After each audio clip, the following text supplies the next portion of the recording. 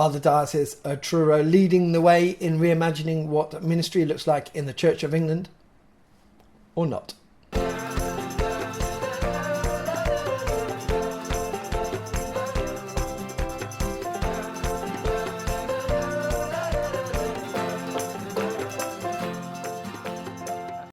Hi, welcome to the channel. My name is Rev Dan. I'm a vicar in the Church of England, and the Diocese of Truro, like the Diocese of Leicester, which I spoke about last week in What's That video here with their Minster communities, are reimagining what ministry looks like in the Church of England.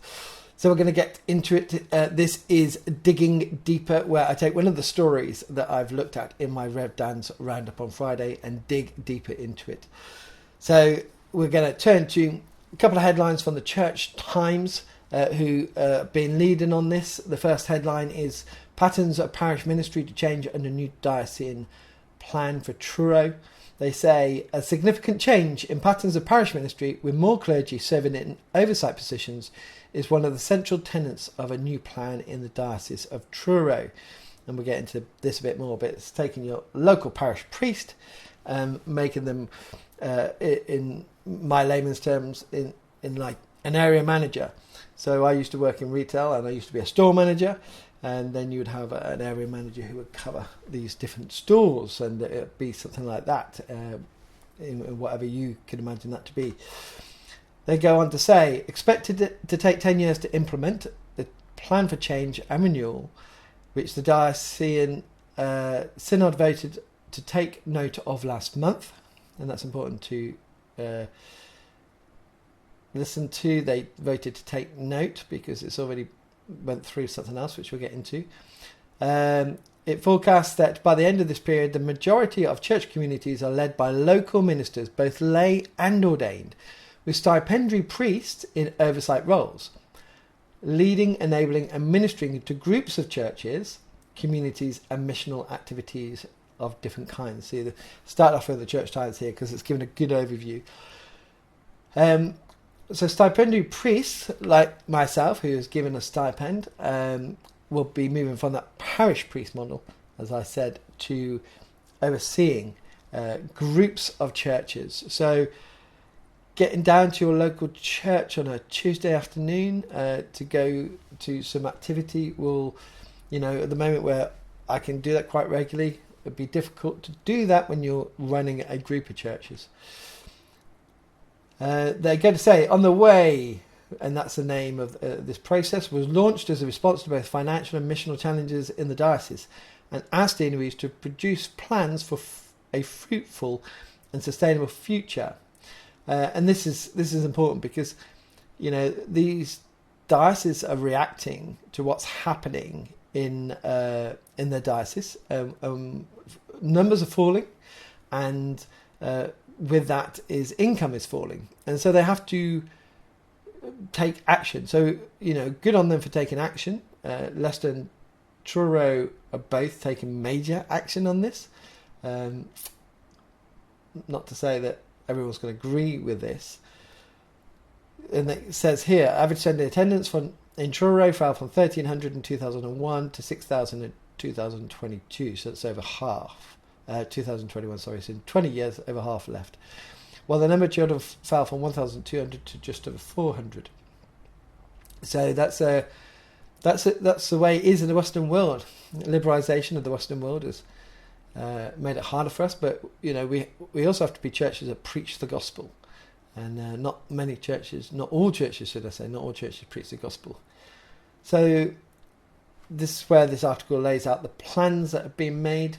12 deanery plans. So every deanery in the Diocese of Truro made plans.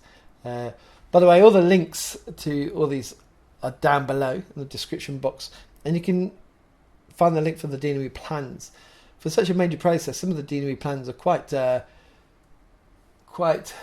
you can say telling, or there's not much information in some. I don't know if the deaneries are fully behind this. You can't read too much into this, but if you think if this is a major thing for a deanery, then it would have a lot of information there. Now, the question is, I'm in a deanery. So a deanery is an area of churches.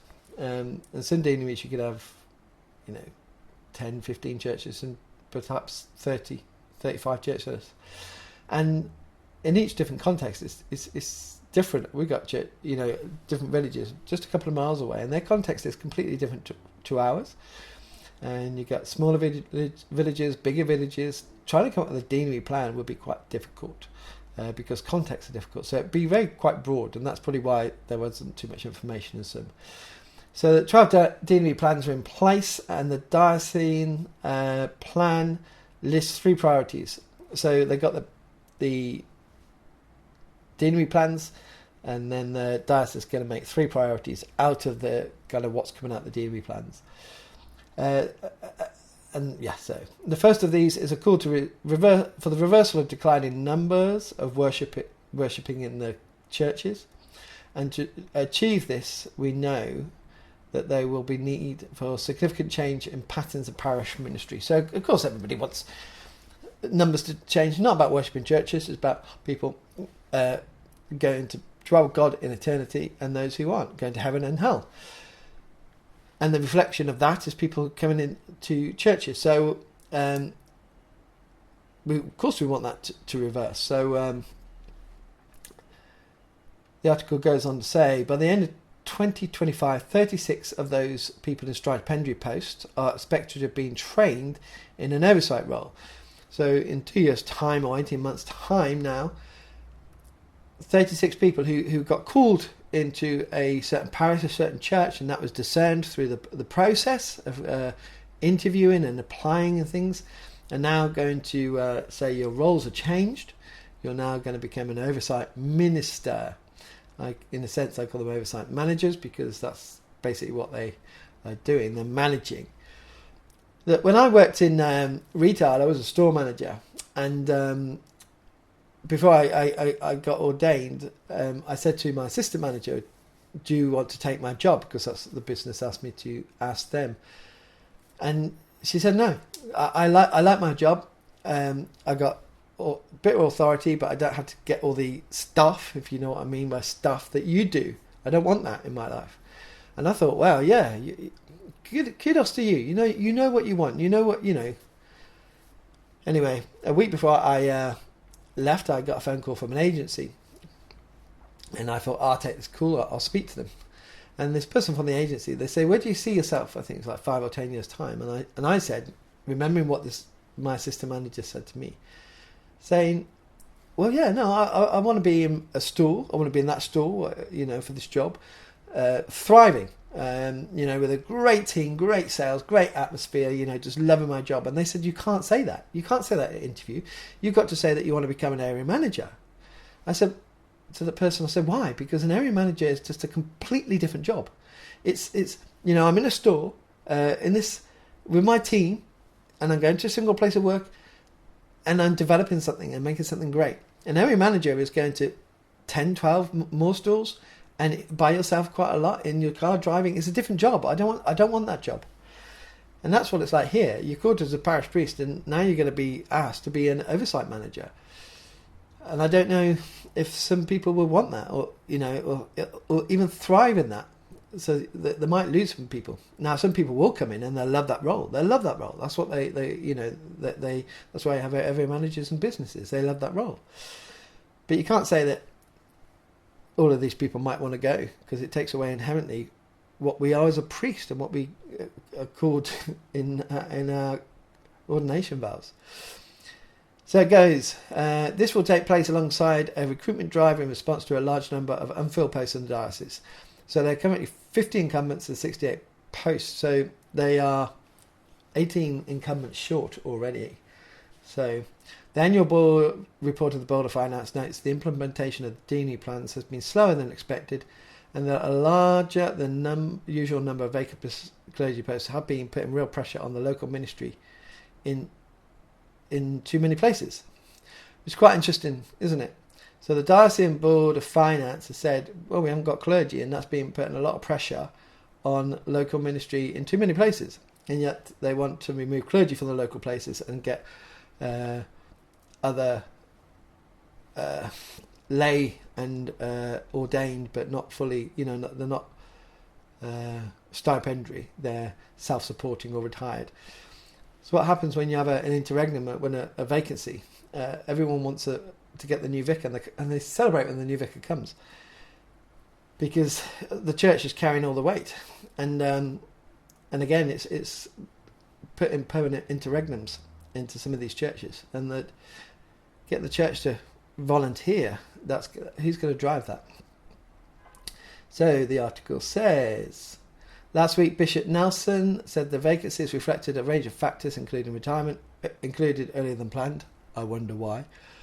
This and LLF probably, and some clergy not wanting to take up the new role, which I just said. So the next article goes on. Bishop of Truro outlines guiding principles for ministry changes in the diocese. It says, against the backdrop of shrinking ageing congregations, a financial deficit, congregations overwhelmed by financial and practical demands. Get that again, practical demands. And clergy increasingly stretched by the size and scope of responsibilities laid on them. You know, I'll finish what the words say. Deaneries were asked to produce plans for a fruitful and sustainable future. You know, just saying in this article, you've got congregations who are overwhelmed by financial and practical demands, and clergy increasingly stretched by the size and scope of the responsibility laid on them. And the whole plan that's in Truro is to get the church and the lay people and non-stipendiary or retired clergy to run churches, and the clergy to become oversight ministers and run bigger areas. And I know that they'll say, well, you know, we're putting plans in place, but it just seems to be that there's going to be more pressure. So, over the subsequent months, plans were drawn up setting out the local context, evidence of consultation, and proposed roadmaps for the future, including how parishes would be grouped and ministry organised, and the level of mission and ministry fund, the equivalent to parish share, deemed to be realistic. Once approved at Deanery Synod, they were sent to the Episcopal College for endorsement. So, this is the other thing, which is the same in Leicester. You're grouping parishes which traditionally, theologically, could be different. You know, you could have a very evangelical with very Anglo-Catholic. And again, with LLF, you could have a affirming, will do same-sex blessings, and a church which will not do same-sex blessings. What would be interesting in this, the oversight minister, the oversight minister, I must stop calling them oversight managers. The oversight minister, if they're, and we'll see later, one person over 3 benefices, if they're the minister and the incumbent of those 3 benefices, it means if they don't want to do same-sex blessings, or vice versa, that none of the churches. So if they're overseeing 20 churches, and they say, I will not allow same-sex blessings to be done in this church, in any of my churches, none of the 20 churches could do them, and even the clergy below them can't do them. So that would be quite interesting. It was repeatedly emphasised that this was not a top-down process, although there were some guiding principles, one of which, as outlined in the launch video by the Bishop of Truro, Right Reverend Philip Mount Stephen, was that no change was not an option. This is all in. This is basically all in. The only choice now is whether we want to be part of shaping the change or not. If not, then the change will go ahead, and it will be others who decide what happens. That's what they did at Leicester. This feels like bully boy tactics. If you're not going to be part of it, you're not going to be, involved at all at any point. And I wonder if the door would be closed or if they'll be allowed to come in later. But this is a big thing for churches, and some churches just would want to see what's going on. Let's see what's going on, and if we want to be part of this or not. It's basically, no, if you're not part of it from the beginning, that's it. I'm taking my ball home, I'm not playing with you anymore.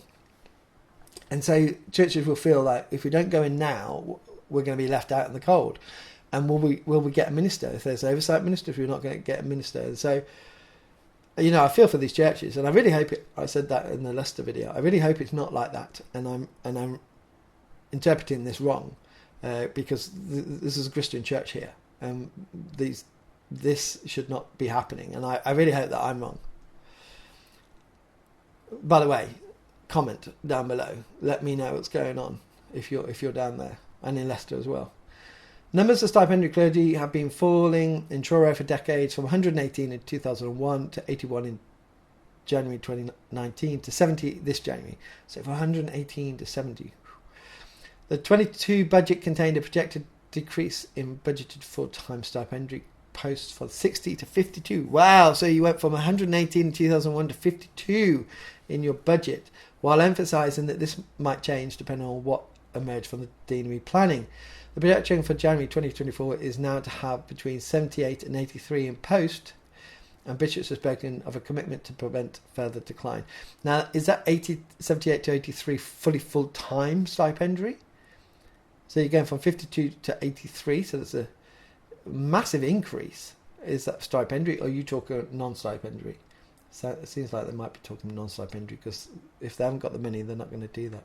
And if they're making oversight ministers, I think they're being clever with the words. The reduction of stipendiary clergy is among the concerns put forward by the local Save the Parish group, and it raised the questions about access to the sacraments. Of course, let's get to the practicality. We're Anglicans here. The Anglican model, and this is what we have to hold. Either we're going to change it, the way that we do being Anglican, and I don't know if that's to go through General Synod, and we voted on it. If we're going to change this model and say we're not reflected by a local priest anymore, then, debate it and change that. But this is who we are. If you ask people what Anglican is, or the Church of England is, I can bet you that one of the main things is the vicar, the local vicar. So in an attached frequently asked questions to the East Wirral-shire plan, the answer to the question, what will happen if we want a Eucharist service every week, is that the bishops have agreed to communion by extension. So for those people who benefit from this spiritual food, it will be more freely available than at present in most parishes. Ooh. The bishops agreed communion by extension. That basically means someone like me will bless communion or take communion and have communion that you bless. And then they go off on a Sunday or the next Sunday in a different church, and then a lay person does communion. They can't say the communion words. But remember, this is Anglican. This is the Anglican way of doing communion. And it's really frowned upon. In some dioceses, you just don't do that. You just don't do that. I know a guy who was doing that in a church in the vacancy. And as soon as they found out, they stopped it. They was like, you cannot do this. You cannot do this. So to make it the norm is to the extent of which the plans have been owned by worshippers in Truro remains subject to debate, because remember, obviously it's coming up on the deanery, but those are in deanery synod.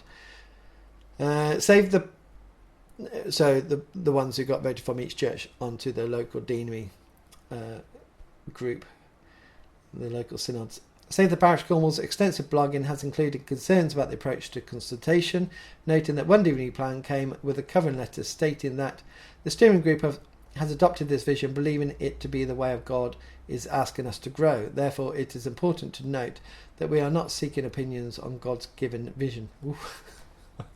Wow. Nice. So let's move away from the articles and dig a bit deeper into some of the stuff that's been said in the diocese. So it's called Next Steps on the Way. This part, our plan. So this is the what's been put out by the diocese now. If we do this, then we feel and we'll see. So that, and the result is. So they say if we do this, like work in schools, and then there's a sense of belonging, as an example. So work in schools, work with young people, work with families, you can't specific links with global churches, develop new churches, have courses, life groups, creative worship, bring in new people. And the reason I'm reading this, because I want to get to one that should be there but isn't. Bring on new people in lay and clergy roles, seek new ways of bringing finance, creative ways to use buildings. So if we do that, then all these things, other things will happen. You can pause the video, read that at your own time. where is preaching the gospel here? Because ultimately, this is what you strip everything back. This is what it's all about: going out to tell people of the good news of Jesus Christ, and that's what Jesus, said when he started his ministry, that the kingdom of God had come near, repent and believe, and he was preaching the gospel. He was doing many other things, healing, but those miracles didn't bring people to faith. It was preaching the gospel. Why is that not on here?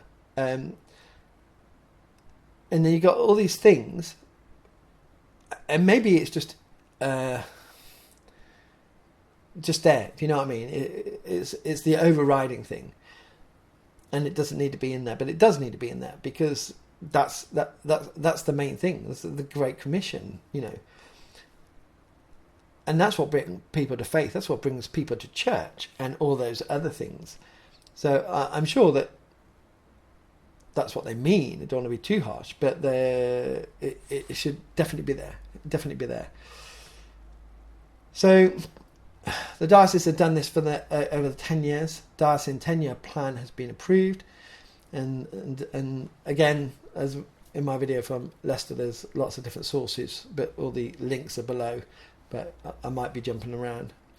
A plan to support the life of the church in Cornwall has been approved by the Diocese of Truro, decision-making body of the Bishops' Diocesan Council. See, that's why I said at the beginning, the Diocesan Synod took note. So it doesn't seem that they voted on it; they took note of it. But the people who approved it is the Bishops' Diocesan Council. Again, if you're down there and you know the process, it does. It seems like it should have gone to the synod to vote by those elected members to approve it, not the Bishops' Diocesan Council. Or have they approved something they've taken to synod and it was voted on? What I read is approved by this Bishops' Diocesan Council, and then the synod took note of it but didn't vote on it. Let me know. It says members voted to approve the diocesan plan for change and renewal, a 10-year blueprint which aims to support deaneries to grow the church. The plan will now be shared with members of the Diocesan Synod before further consultation and detailed planning, including proposals to use more diocesan reserves to support parish ministry. The plan for change and renewal sets out how the diocese plans to lead change over the next decade. It's largely based around the 12 combined deanery plans created by local church members over the past 2 years. So here's a little headline from there. There needs to be a significant change in patterns of ministry, is something they're saying. Much of the diocesan plan, diocesan, I always say that word wrong, sorry. Plan is about people. As highlighted in the deanery plans, there needs to be significant change in patterns of ministry as the church works to reverse declining numbers in its congregation. This work will include maintaining the current number of stipending clergy, supporting a new lay pioneer and chaplain roles, and developing greater partnership between lay and ordained ministry.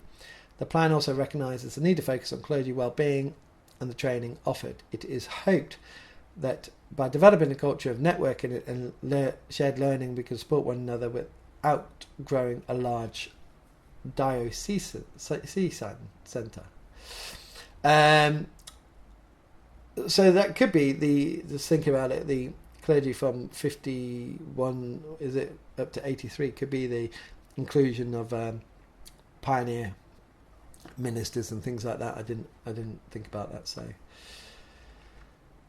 So the plan, the diocesan plan for change and renewal, is their prayer. It's got the prayer there. Our prayer is simply this: that we become an ever more hopeful, confident church that seeks the mind, heart and will of God for Cornwall, for the communities he calls us to serve, and for the wider world beyond these shores. And that's the Saints' Way.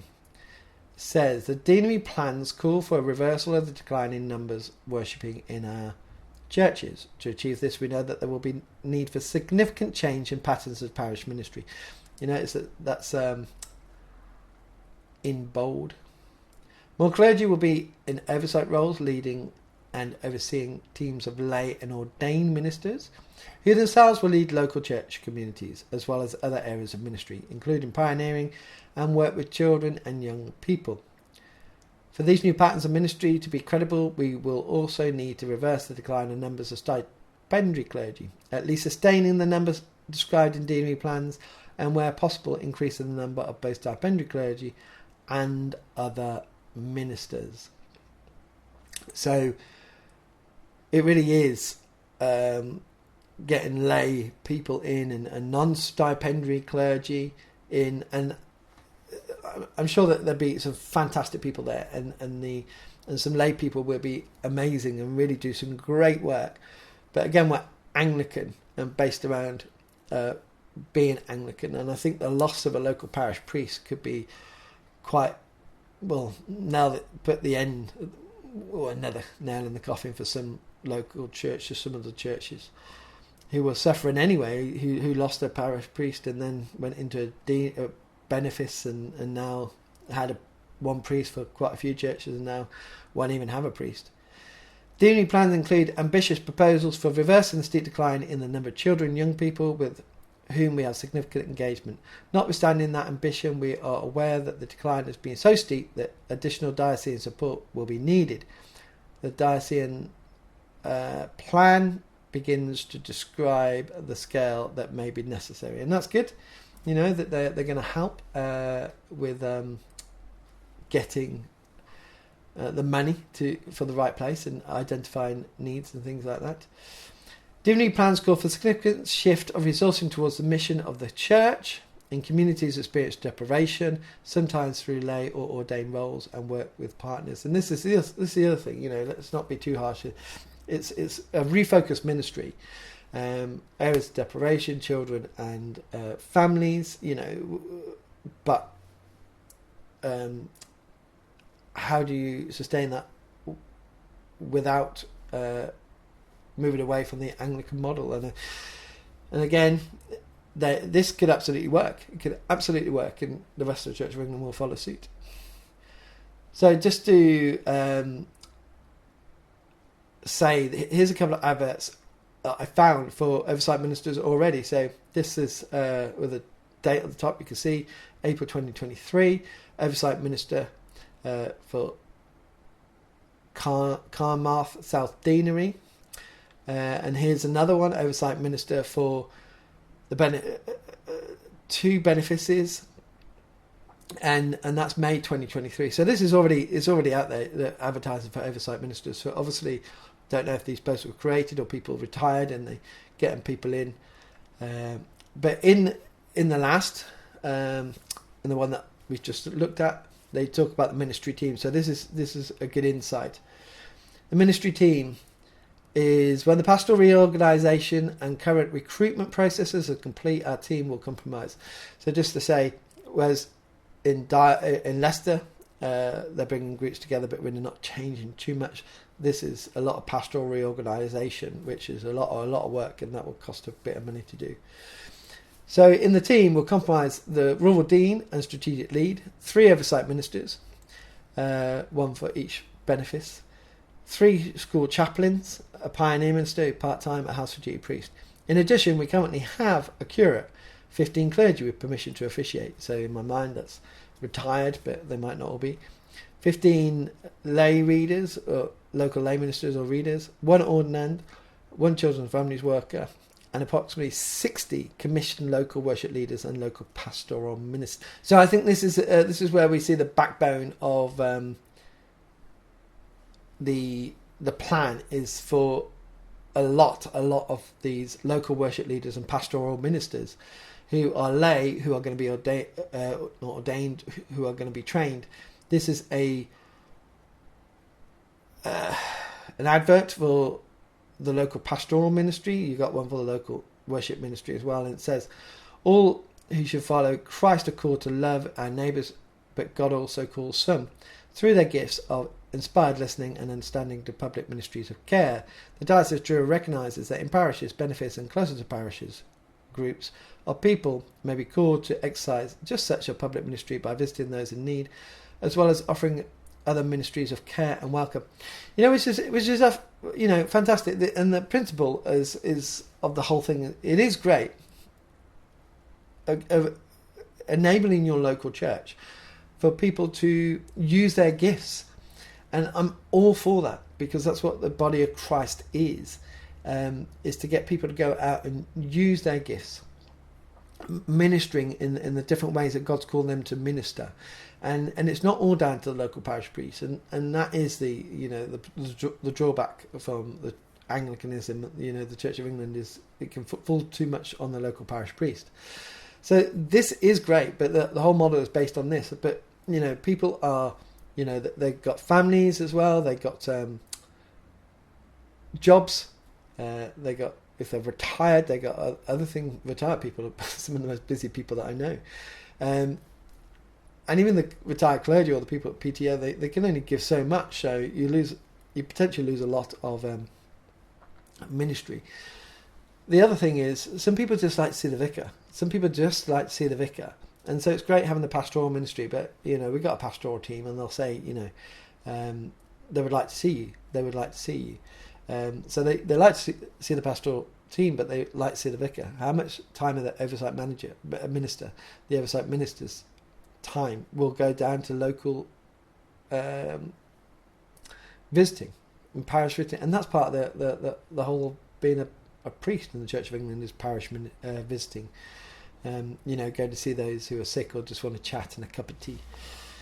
Anyway, so I found this was interesting. One of the risks of this plan, the plans make very little difference.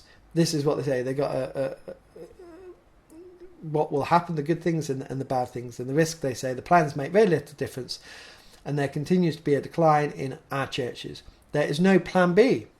This is a 10-year plan that requires there to be a significant positive, significant change and practice and culture.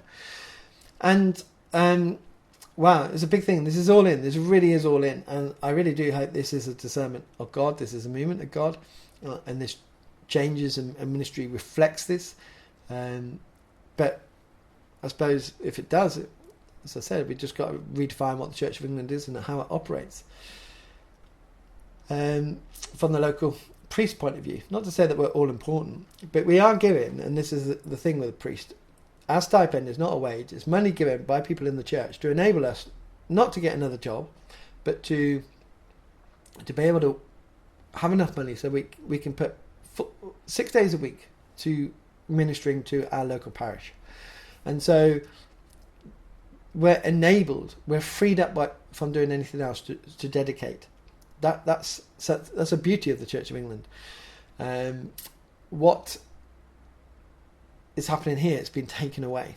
And so here's a question from their synod, from Mr. Martin Saunders from the PDAR deanery.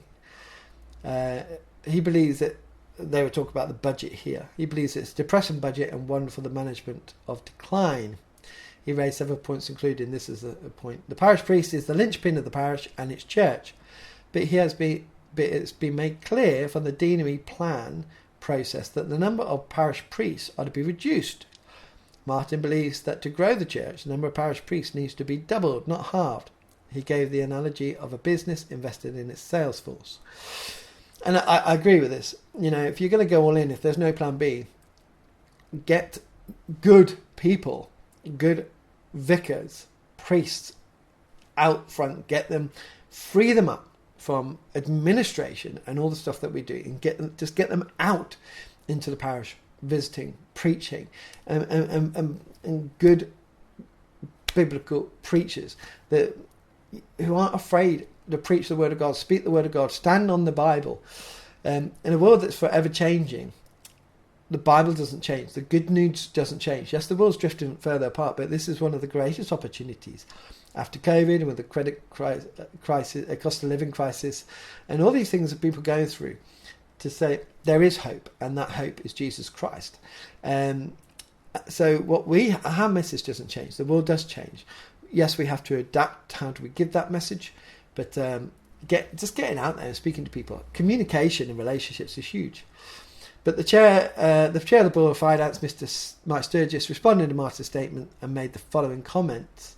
He said he is sorry that Martin Field's solution is to go back to what we're doing in the past, which did not work. He does not agree that parish priests are the sales people. Growth can be realised in the church by using those who are not ordained. Absolutely, I don't disagree that people that are not ordained can lead and grow churches.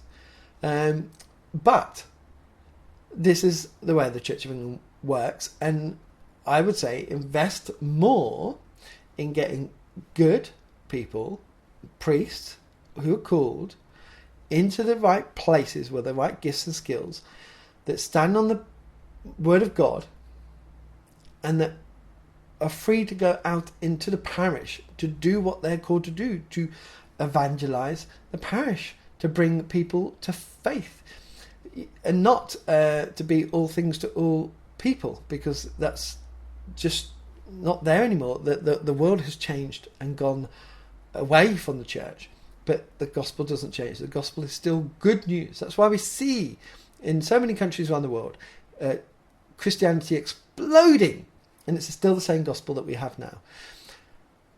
We as a church, we are seen, and this is our uniform. People will see me and go, that's the local vicar. And that's the way it works. Take away that, and what are we? Again, I will be fair and say this could be in both Leicester and Truro.